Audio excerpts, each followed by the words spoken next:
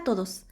Antes de pasar al tema de multiplicadores de Lagrange, conviene que entendamos un aspecto de un concepto fundamental en el cálculo vectorial, que es el gradiente de una función escalar.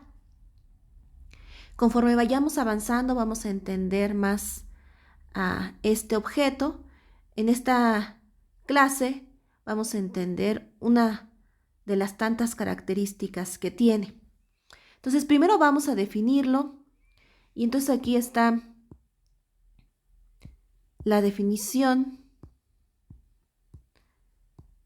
del gradiente de una función escalar. Vamos a tomar una función cuyo dominio es un subconjunto ya sea de R2 o de R3 y que regresa reales, ¿no? Una función escalar.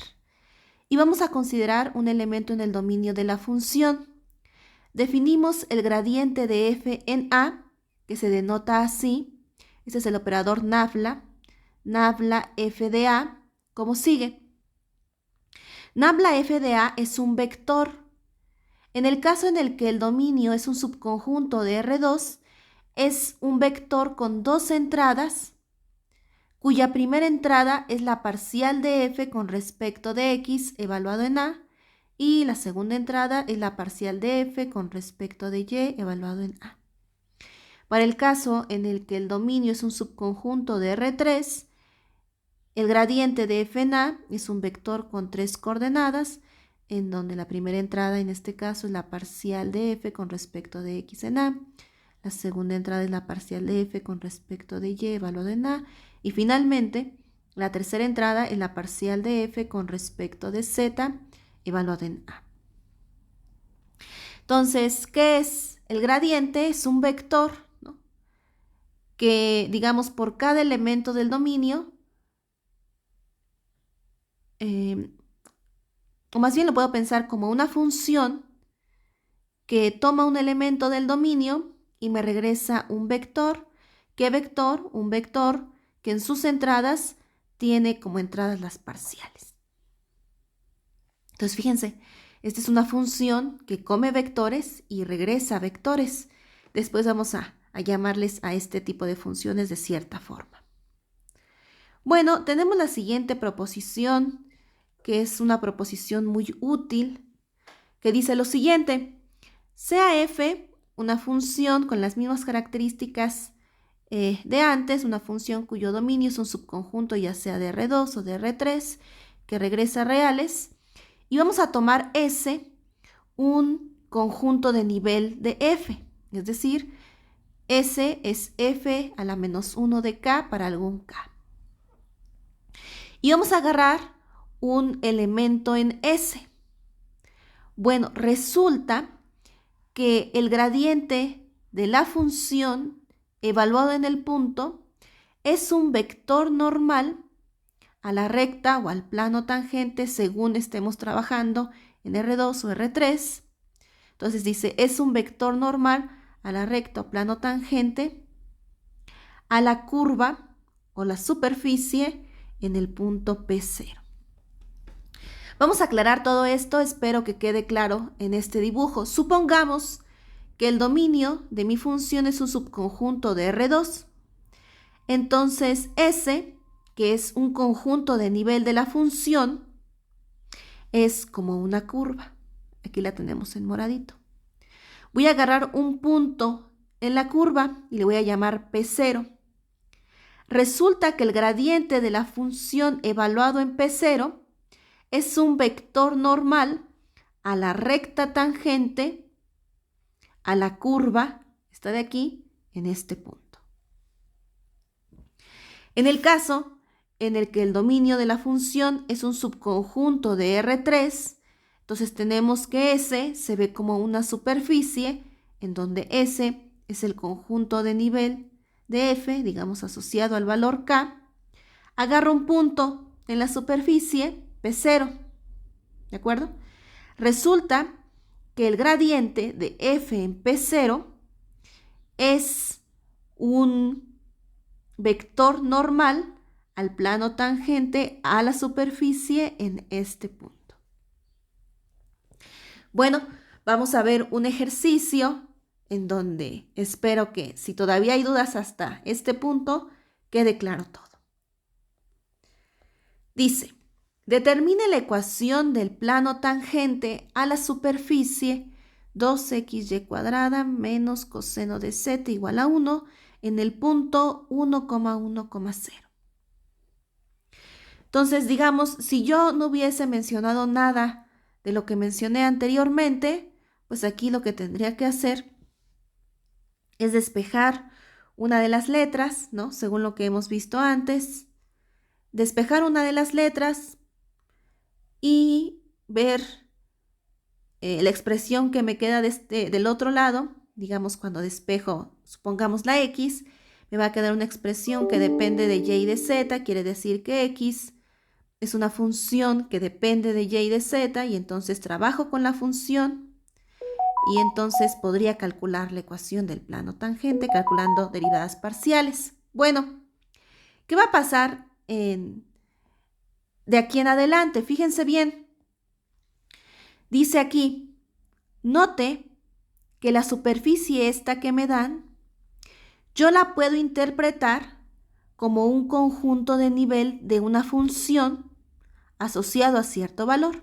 Y entonces aquí digo, note que esta superficie corresponde a f a la menos 1 de 1, es decir, el conjunto de nivel asociado al valor 1 de la función f, donde la función f es esto.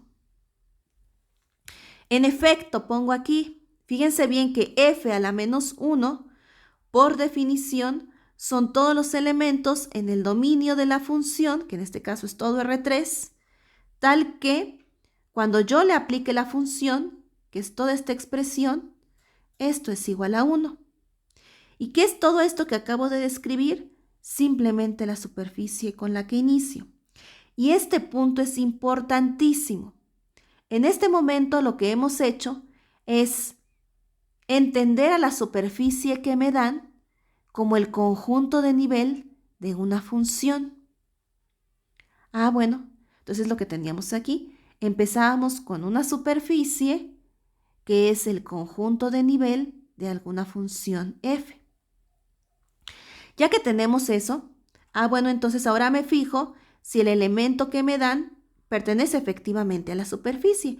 Y entonces veo que el 1,1,0 está en S, pues porque 2 por 1 por 1, que es 2, menos el coseno de 0, que es 1, me da 1.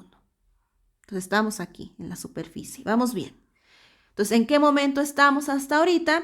Ya tenemos a la superficie y ya tenemos un punto en mi superficie. Y lo que me piden calcular es la ecuación del plano tangente.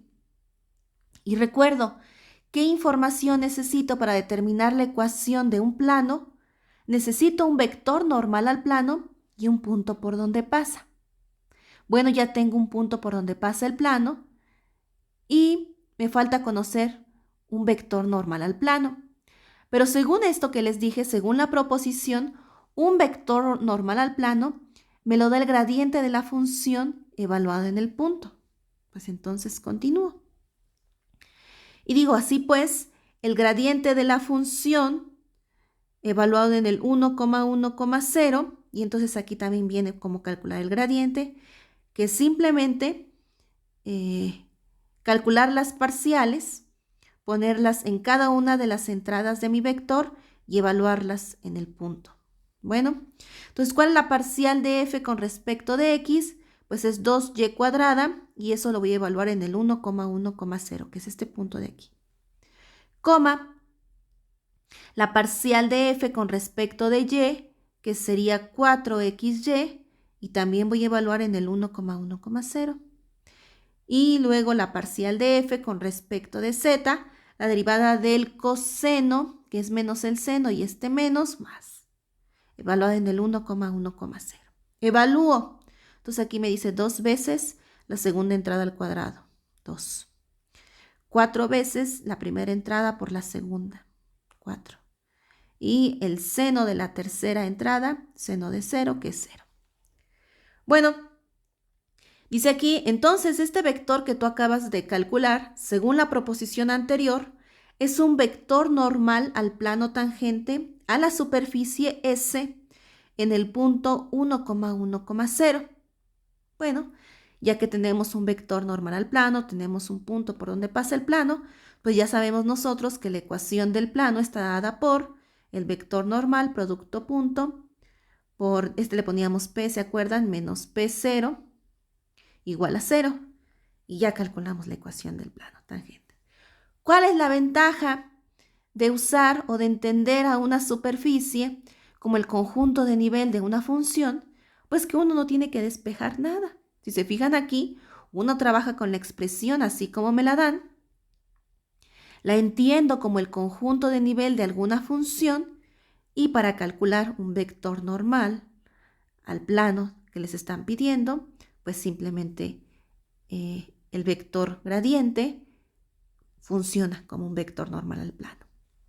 Espero que haya quedado claro este video. Voy a dejar un par de ejercicios más.